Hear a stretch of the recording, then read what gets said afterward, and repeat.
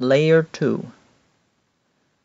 And he had in his hand a little book open, and he set his right foot upon the sea, and his left foot on the earth, and cried with a loud voice, as when a lion roareth. And when he had cried, 7 thunders uttered their voices. And when the 7 thunders had uttered their voices, I was about to write, and I heard a voice from heaven saying unto me, Seal up those things which the 7 thunders uttered, and write them not. Verses 2 through 4. And the voice which I heard from heaven spake unto me again, and said, Go and take the little book which is open in the hand of the angel which standeth upon the sea and upon the earth.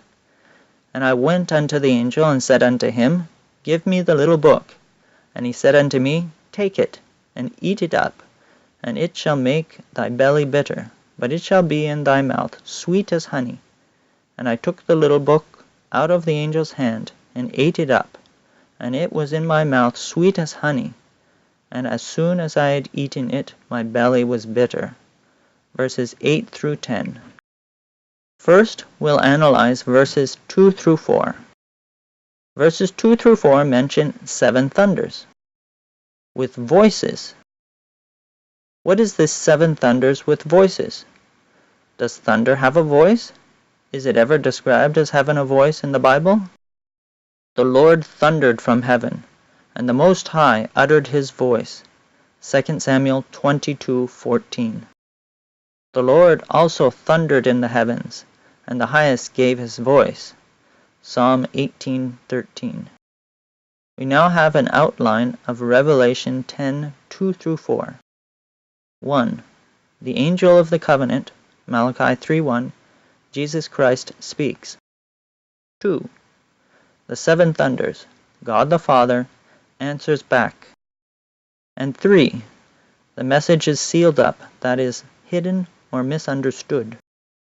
Anything like this in the Bible? Yes. 1.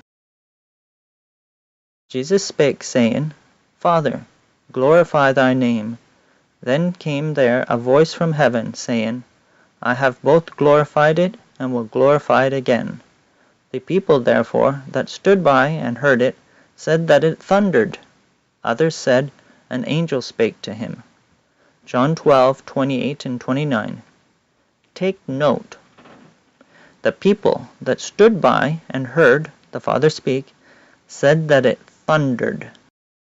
What are these verses talking about? What means the glorifying of the Father's name? The immediately following text says, Jesus answered and said, This voice came not because of me, but for your sakes. Now is the judgment of this world. Now shall the prince of this world be cast out. And I, if I be lifted up from the earth, will draw all men unto me. This he said, signifying what death he should die. John 12:30 through 33. The preceding text says, And Jesus answered them, saying, The hour is come, that the Son of Man should be glorified. Verily, verily, I say unto you, except a corn of wheat fall into the ground and die, it abideth alone. But if it die, it bringeth forth much fruit.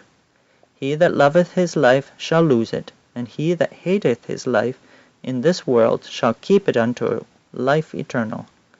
John 12:23 through 25. Note, verses 30 through 33 say, signifying what death he should die. Verses 23 through 25 say, except a corn of wheat fall into the ground and die, and also, he that loveth his life shall lose it. Christ is clearly pointing to the fact that he is about to give up his life, and that this death will both glorify him and the Father. So the story of the text of John 12:28 and 29 is 1. The expectation. Christ would establish his kingdom. See John 6:15, 12 through 16. 2. The clear message. Christ would die. See John 12:23 through 25, 30 through 33. 3. The blindness. Christ cannot die. See Matthew 16:22. And 4. The disappointment. Christ is crucified. See Luke 24:19 through 21. So Revelation 10:2-4 speaks of a great expectation, Christ to establish his kingdom. But the result is a great disappointment. Now we'll analyze verses 8 through 10.